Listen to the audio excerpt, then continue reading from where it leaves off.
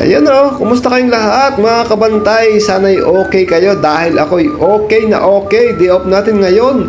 Sa mga hindi pa po nakakilala sa akin, ako nga po pala si Ruel.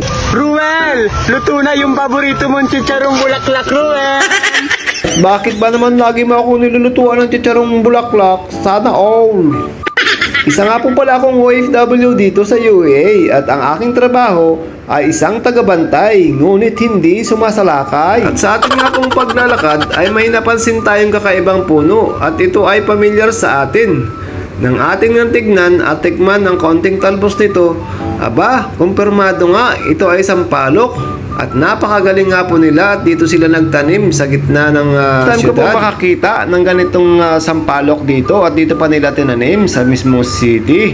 Ayan At susubukan nga po natin humingi dito sa kinaukulan kung tayo ay makakahingi. At mahirap naman po na kumuha tayo basta-basta.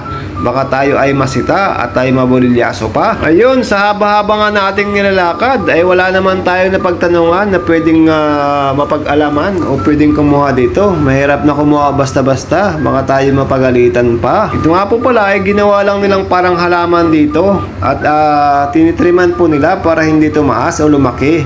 Ayan, pero hindi po nila kilala ito dito at hindi nila ginagamit sa kanilang pagkain. Kaya naman, napakaraming talbos. Ayan, at dumaan nga tayo dito sa park. May nakita tayo dito mga kalapate, ang amo.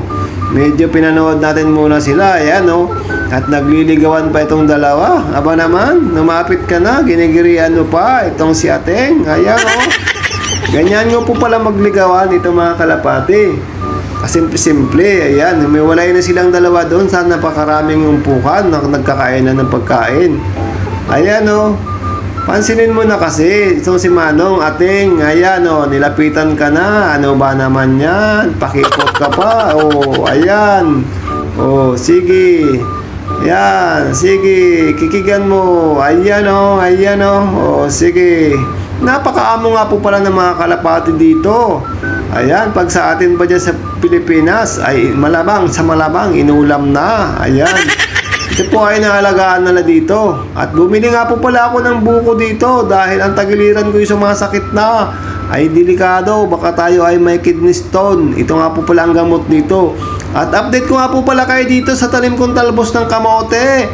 Ayan napakarami ng talbos. Pwede nating talbusan. Ayan, at mainam nga ito dito sa mga taong anemic. Gamot nga po pala ito sa mga low blood. Kaya sa mga ating kababayan dyan, kahit saan dako ng mundo, pwede kayo magtanim ng mga ganitong gulay. Ayan, mapakinabangan natin.